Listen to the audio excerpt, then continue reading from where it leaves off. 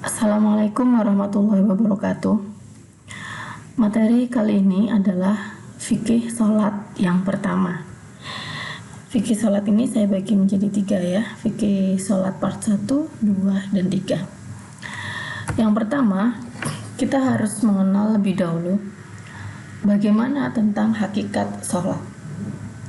Sholat ini dilihat dari sisi etimologis. Sholat bermakna doa, berdoa untuk kebaikan. Sementara dari sisi terminologi fikih, sholat bermakna ucapan-ucapan dan tindakan tertentu yang diawali dengan takbir dan ditutup dengan salam. Sementara dari sisi terminologi tasawuf, sholat merupakan mi'raj dalam artian mendaki, kemudian taroki, mendaki mendekat menuju Allah. Dan sholat ini juga dapat menjadi sebuah kekuatan spiritual. Maka ketika kita memahami tentang apa itu sholat, kita bisa memadukan antara terminologi fikih dengan tasawuf. Bagaimana penerapan sholat itu? Bahwa sholat itu adalah rangkaian segala perbuatan yang terdiri dari ucapan dan juga perbuatan atau tindakan yang secara rukun itu memenuhi, diawali dari niat, kemudian takbiratul ihram dan seterusnya hingga salam. Dan sholat ini merupakan cara atau metode kita berkomunikasi dengan Allah dalam rangka mendekatkan diri kepada Allah atau menuju dekat dengan Allah. Sehingga sholat ini nanti akan memiliki makna spiritual pada diri kita secara maksimal. Sehingga kita ketika melakukan sholat tidak hanya memenuhi aspek-aspek dari sisi fikih terkait dengan syarat sah dan juga syarat wajibnya, tetapi juga kita melibatkan hati kita untuk ikut dalam perbuatan sholat. Dengan demikian, sholat merupakan sebuah sarana komunikasi antara hamba dengan Tuhannya sebagai bentuk ibadah yang di dalamnya merupakan amalan yang tersusun dari beberapa perkataan, perbuatan yang diawali dengan takbir dan diakhiri dengan salam, serta sesuai dengan syarat dan rukun yang telah ditentukan oleh syara. Sehingga sholat ini akan mampu mencegah kemungkaran serta menjadi sumber segala kekuatan dan menolong. Nah, bagaimana ketika orang melakukan sholat, dia sholatnya memenuhi, dia sholatnya rajin begitu, tapi kok ternyata dia juga suka atau gemar melakukan kemaksiatan atau kemungkaran. Nah, maka ini bisa dilihat atau dievaluasi bagaimana kualitas dari sholat dia. Itu bisa untuk merefleksikan atau mengevaluasi tentang kepribadian seseorang. Itu bisa dilihat dari bagaimana sholatnya, apakah sholatnya ini secara kualitas sudah baik dari sisi fikih dan juga tasawuf, ataukah dia sholatnya hanya dari sisi fikihnya saja, misalnya yang penting rukunnya terlaksanakan, sudah selesai begitu. Nah, ini bisa dievaluasi. Selanjutnya, terkait dengan dasar hukum sholat, saya percaya bahwa teman-teman semua sudah bisa melihat sekian banyak dasar-dasar hukum, dalil-dalil perintah tentang sholat. Seperti misalnya dalam surat Al-Bayyinah ayat 5, kemudian surat Al-Hajj ayat 78, An-Nisa ayat 103, surat Ar-Ra'd ayat 28, dan seterusnya. Ada banyak sekali dalil-dalil yang menjelaskan secara jelas perintah tentang sholat. Kemudian terkait dengan rukun sholat, ini juga saya percaya ya, karena ini sudah levelnya adalah mahasiswa ya, terkait dengan rukun sholat saya kira sudah bisa dipahami semua. Diawali dengan niat, kemudian berdiri bagi yang mampu, dilanjutkan takbiratul ihram, kemudian membaca surat Al-Fatihah, kemudian ruku, tumakninah. Tumakninah itu berhenti sejenak atau diam sejenak di antara rukun yang pertama dengan berikutnya, kemudian bangun dari ruku atau i'tidal, kemudian tumakninah, sujud, tumakninah, kemudian duduk di antara dua sujud, kemudian tumakninah, duduk untuk tasyahud akhir, kemudian membaca tasyahud akhir, membaca sholawat pada Nabi Muhammad, kemudian salam pertama dan niat keluar dari sholat dan tertib begitu. Nah, kemudian ini yang perlu kita perhatikan tentang hal-hal yang membatalkan sholat. Apa sih yang bisa merusak sholat kita ketika kita sedang melaksanakan sholat? Ini perlu dipahami bersama agar kita bisa menjaga dari hal-hal yang sekiranya bisa membatalkan sholat kita. Yang pertama, dari sisi ucapan, jika mengucapkan satu huruf yang memahamkan, satu huruf yang bisa dipahami, atau dua huruf meskipun tidak memahamkan dengan sengaja ataupun lupa. Jadi kalau kita mengucapkan huruf atau kata yang meskipun itu memahamkan ataupun tidak, itu bisa membatalkan sholat. Makan dan minum dengan sengaja meskipun sedikit. Nah, kasusnya jika sedikit dan itu lupa, ini tidak batal. Misalnya kita ada sisa makanan, tapi kita lupa, misalnya kita lupa kalau kita sedang sholat, secara otomatis tertelan begitu. Kita lupa, maka ini tidak batal. Namun akan menjadi batal jika makanannya banyak meskipun lupa. Nah, sisa makanan di gigi tertelan bersama ludah, jika tidak mampu mengeluarkan, maka tidak batal. Kalau kita bisa mengeluarkannya, misalkan dengan menggeser sisa makanan tadi keluar mulut begitu ya, itu bisa kita lakukan. Tapi kalau ternyata tertelan dan kita tidak bisa mengendalikannya, dan itu adalah jumlahnya sedikit gitu ya, kita tidak bisa mengendalikannya dan itu masuk bersama ludah kita tertelan, itu tidak batal. Kemudian perbuatan yang banyak sekaligus meskipun lupa, misalnya masih sholat tiba-tiba lupa, dia melangkah beberapa langkah gitu, perbuatan banyak sekaligus tapi meskipun ini lupa, itu jadi batal. Kemudian membelakangi kiblat, memalingkan dada dari arah kiblat. Jadi kita menggeser badan gitu ya, memalingkan kiblat, dada kita sudah berbalik membelakangi kiblat, itu sudah terhitung batal. Membuka aurat dengan sengaja atau terbuka oleh angin dan berlangsung selama satu rukun. Namun jika ditutup seketika itu tidak batal. Ini seringkali terjadi ketika misalnya ya kita yang perempuan menggunakan mukena ya.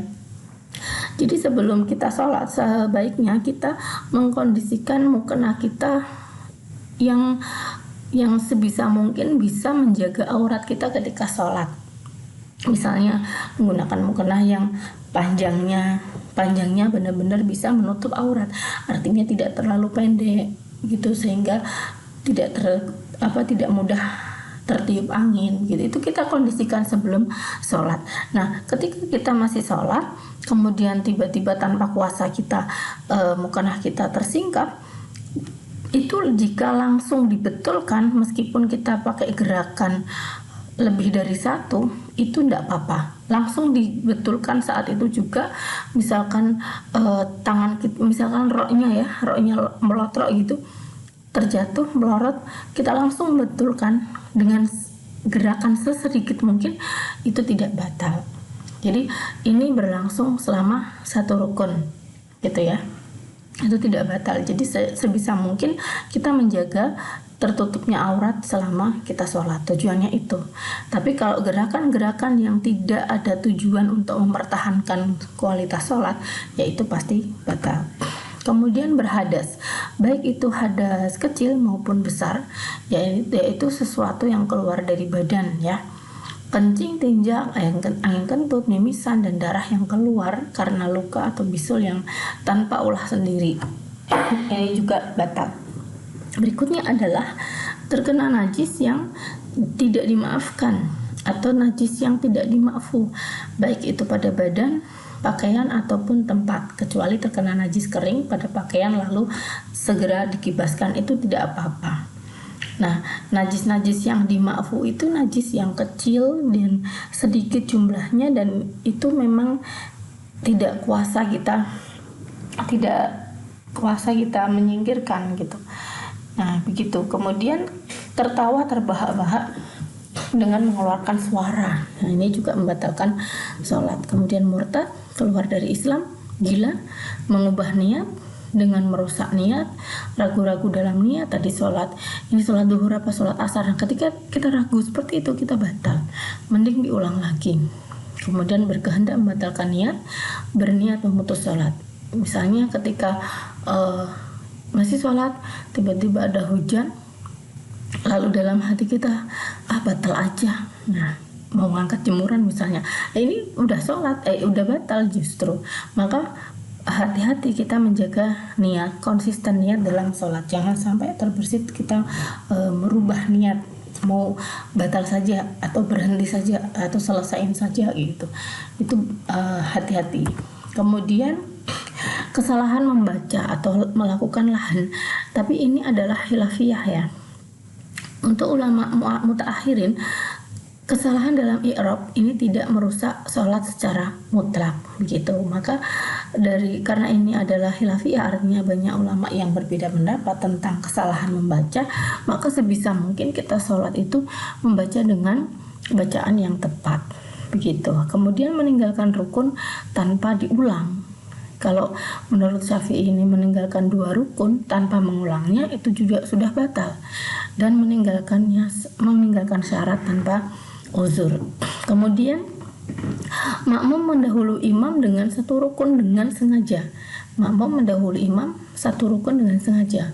Misalnya ini imamnya kelamaan, nah terus dia makmumnya rukuk dulu, ini 1 rukun dengan sengaja mendahului imam, ini sudah batal. Kemudian orang perempuan sejajar dengan laki-laki tanpa ada celah yang bisa ditempati seorang atau tanpa penghalang. Ini jika sejajar tanpa celah berarti benar-benar sebelahan begitu ya. Ini juga tidak boleh. Kemudian ketika bersuci dengan tayamum, kemudian dia melihat air, maka otomatis sholatnya menjadi batal. Kemudian salam dengan sengaja sebelum sholat usai. Sholatnya belum selesai tapi sudah salam, maka itu sudah otomatis membatalkan sholat. Nah, kemudian adalah yang ingin saya sampaikan lagi adalah tentang doa kunut dalam sholat. Nah, sebetulnya persoalan doa kunut ini bukan hanya persoalan antara NU Muhammadiyah saja ya, tapi ini ulama mazhab 4 Malikiyah, Syafi'iyah, Hanafiyah, Hanabilah ini mereka ini adalah juga mengakui atau menjalankan kunut, cuman perbedaannya adalah pada pelaksanaan dan waktunya. Bagi ulama Malikiyah, doa kunut ini dilaksanakan pada sholat subuh sebelum ruku, sementara Syafi'iyah dilaksanakan pada sholat subuh setelah ruku. Nah, kemudian ulama Hanafiyah melaksanakan kunut itu pada sholat witir sebelum ruku. Kalau Hanabilah melaksanakan kunut pada witir setelah ruku. Nah, juga kunut ini diterapkan atau dilaksanakan pada sholat fardu ketika ada bencana atau wabah begitu. Hanafiyah mengucapkan atau membaca doa kunut ini secara jahar, secara keras. Kemudian kalau Syafi'iyah dan Hanabilah membaca doa kunut ini pada sholat fardu, yaitu kalau Hanabilah hanya subuh saja, Syafi'iyah dan Hanabilah adalah di sholat subuh begitu. Nah, kemudian terkait dengan waktu sholat ini yang kalau kita sendiri pada saat ini insya Allah sudah sangat mudah ya untuk mengetahui waktu sholat. Ada banyak aplikasi tentang waktu sholat, jadwal sholat juga di Google selalu update dan seterusnya, sangat mudah. Tapi kita harus memahami bahwa ada batasan-batasan antara sholat yang satu dengan sholat yang berikutnya, sehingga kalau kita tahu batasan waktunya, kita bisa membedakannya, bisa mengamatinya. Salah satunya adalah apa yang terjadi di antara waktu-waktu sholat itu. Kemudian juga bisa kita misalnya dalam keadaan mepet, ini sebetulnya kita masih dalam waktu subuh apa enggak, kita masih dalam waktu zuhur apa enggak. Nah, itu maka perlu kita tahu secara pasti batasan-batasannya. Oke, kalau waktu subuh itu dimulai terbitnya fajar shodiq sampai terbitnya matahari. Kemudian kalau zuhur tergelincirnya matahari ya condongnya matahari dari titik tengah langit. Titik tengah langit itu adalah waktu istiwa. Jadi waktu istiwa itu waktu di mana matahari tepat berada di atas kepala kita. Kemudian ini yang dilarang sholat ya, waktu istiwa sampai pada waktu zuhur. Nah, waktu istiwa dengan sampai awal waktu zuhur ini jaraknya sangat singkat sekali. Sehingga waktu zuhur itu adalah ketika matahari sudah tergelincir atau condong dari titik tengah langit. Dan ini kalau bisa dites pakai kayu atau tongkat begitu, dicek bayangan benda ini sama panjangnya dengan aslinya. Kemudian batasnya waktu asar adalah ketika waktu zuhur itu berakhir dan sampai terbenamnya matahari sebelum langit atau matahari berwarna kuning. Kemudian kalau maghrib mulai dari terbenamnya matahari hingga hilangnya mega merah. Nah, mega merah, langit yang berwarna merah, merah ataupun jingga itu sudah menjadi hitam. Nah, berarti itu sudah habis waktu maghrib. Kemudian hilangnya mega merah yang sebagai akhir dari waktu maghrib itu adalah merupakan awal waktu sholat isya. Dan sholat isya ini sampai terbitnya fajar shodiq. Nah, sementara terbitnya fajar shodiq ini adalah sebagai awal waktu subuh. Namun karena sholat isya ini waktunya sangat panjang, sebisa mungkin kita jangan sampai melakukan sholat isya di awal waktu subuh gitu. Sebisa mungkin ya tidak sampai akhir ya, karena waktu sholat isya ini sangat panjang. Meskipun itu masih boleh, masih sah-sah saja. Nah, ini yang perlu kita pahami, bahwa ada rahasia-rahasia pada waktu sholat yang sudah ditetapkan oleh Allah. Yang pertama, ketika kita mencermati tadi waktu subuh. Nah, waktu subuh itu sejak terbitnya fajar shodiq ya, ada apa dengan alam? Bahwa alam pada saat ini berada pada spektrum warna biru muda, dan ini sama dengan frekuensi tiroid. Warna ini berhubungan dengan rezeki dan komunikasi. Tenaga alam yang berwarna biru muda akan diserap tubuh jika bangun sebelum fajar, karena tenaga alam berada pada tingkat optimum. Sehingga sangat bagus, sangat baik untuk kita untuk bisa bangun sebelum fajar. Kita bisa melihat, kita bisa mengalami, atau kita bisa tahu, kita bisa mendapati waktu awal subuh gitu ya, karena alam ini benar-benar frekuensi tenaganya itu tenaga alamnya masih sangat optimum. Sehingga kalau bisa bangun sebelum fajar pada waktu subuh itu insya Allah punya motivasi, punya semangat, punya energi yang sangat maksimal. Maka sebisa mungkin ada juga yang mengatakan tidak baik kalau waktu subuh itu dipakai untuk tidur ya. Salah satunya adalah ini, melawan dari kondisi alam. Alamnya itu maunya energinya optimum, tapi malah kita tidur. Berikutnya adalah waktu duhur. Waktu duhur ini adalah warna alam berubah menjadi hijau waktu duha, kemudian kuning ya, ini waktu duhur. Sama dengan frekuensi perut dan hati, maka ini keterkaitannya dengan keceriaan dan optimisme. Kemudian waktu asar, orange, alam berwarna orange, ini frekuensi prostat, ovarium, dan testis, atau ini terkait dengan sistem reproduksi. Ini berhubungan dengan kreativitas. Tenaga pada waktu ini dibutuhkan oleh organ-organ reproduksi gitu. Berikutnya adalah waktu maghrib.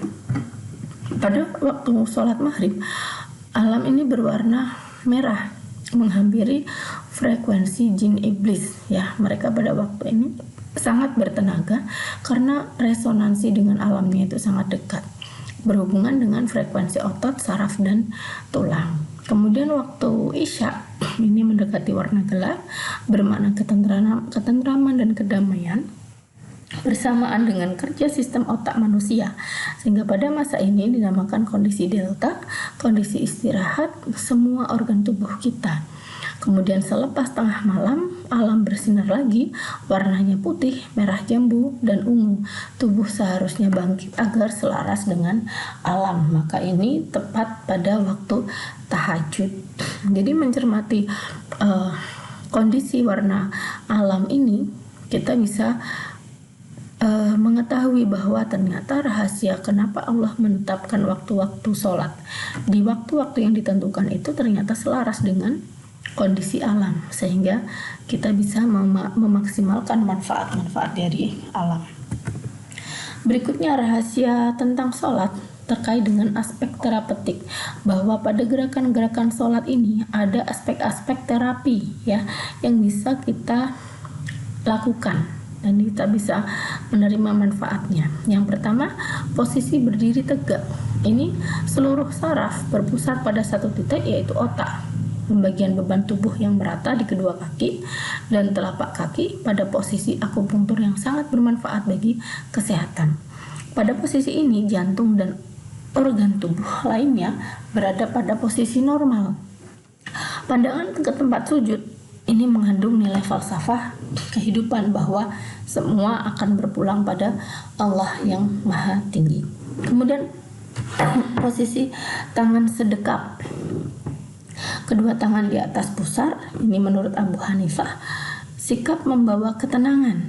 Sendi siku dan otot tangan dapat rileks dan istirahat, dan ini bermanfaat bagi sirkulasi darah yang kembali ke jantung maksudnya, dan produksi getah bening pada persendian mencegah rematik gitu. Kemudian bagaimana tentang posisi ruku? Posisi ruku ternyata bisa melonggarkan otot punggung bagian bawah, kemudian paha dan betis. Pada posisi ini darah dipompa ke batang tubuh bagian atas, melonggarkan otot perut, abdomen, ginjal, menambah kepribadian, menimbulkan kebaikan hati, keselarasan batin, menghindarkan penyakit tulang belakang. Kemudian posisi i'tidal mengakibatkan darah segar bergerak naik ke batang tubuh pada postur sebelumnya kembali ke keadaan semula dengan membawa toksin. Tubuh akan rileks melepaskan ketegangan. I'tidal ini adalah berdiri dari ruku, sehingga ketika tadi darah dipompa ketika posisi ruku, darah dipompa ke batang tubuh bagian atas, kemudian ketika i'tidal mengakibatkan darah segar bergerak naik ke batang tubuh pada postur sebelumnya. Nah, begitu. Kemudian bagaimana posisi sujud? Otot akan menjadi lebih besar dan kuat, terutama pada otot dada dan selaiga, sehingga bisa menghirup udara secara maksimal. Lutut memungkinkan otot perut berkembang, dan ini bisa menambah aliran darah ke bagian atas tubuh, mata, telinga, hidung. Paru-paru juga memungkinkan toksin dibersihkan oleh darah. Ini mempertahankan posisi yang benar pada janin, posisi benar janin pada wanita hamil. Maka bagi wanita hamil yang sudah mendekati hari-hari melahirkan itu dianjurkan untuk sering melakukan sujud, karena ini bisa membantu memposisikan janin pada rahimnya secara tepat. Kemudian mengurangi tekanan darah tinggi, menambah elastisitas tulang, menghilangkan egoisme dan kesombongan, menunjukkan ketundukan dan kerendahan hati. Lalu bagaimana dengan posisi duduk di antara dua sujud? Ya, membantu menghilangkan efek racun pada hati dan merangsang gerakan peristaltik usus besar, ya begitu. Kemudian bagaimana kok sujud itu diulang secara 2 kali? Membersihkan sistem pencernaan, peredaran darah dan saraf, efek keringanan tubuh, kegembiraan emosional, penyebaran oksigen, dan menyeimbangkan sistem simpatik parasimpatik. Kemudian posisi tasyahud, tumit ini bisa menekan otot pangkal paha dan saraf pangkal paha. Pijitan tersebut menghindarkan penyakit saraf pada pangkal paha. Kemudian aspek khusyuk dan ikhlas, kenapa kita dianjurkan melakukan sholat secara khusyuk, konsentrasi, dan juga ikhlas. Ini bisa mengurangi kecemasan dan mendatangkan ketenangan, serta berpengaruh positif pada seluruh sistem dalam tubuh. Kemudian aspek ucapan doa, ini sebagai autosugesti. Ketika kita mengucapkan doa-doa dalam sholat, bahkan kita meyakini semua bacaan dalam sholat itu adalah doa, maka itu bisa menjadi autosugesti yang bisa mendorong kepada orang yang mengucapkan untuk berbuat sebagaimana yang dikatakan atau yang didoakan. Banyak ilmuwan yang menunjukkan bukti ilmiah tentang kekuatan doa. Ini bisa menjadi autosugesti pada diri orang yang mengucapkan doa tersebut. Doa di sini sendiri juga bermakna sebagai kesadaran jiwa, pemahaman yang mendalam terhadap hakikat doa, sehingga yang terucap menjadi ibadah yang sangat esensial. Nah, kemudian poin yang terakhir yang ingin saya sampaikan adalah bahwa sholat yang sudah diperintahkan oleh Allah sebisa mungkin kita laksanakan secara maksimal sesuai dengan ketentuan-ketentuan yang sudah diajarkan oleh para ulama.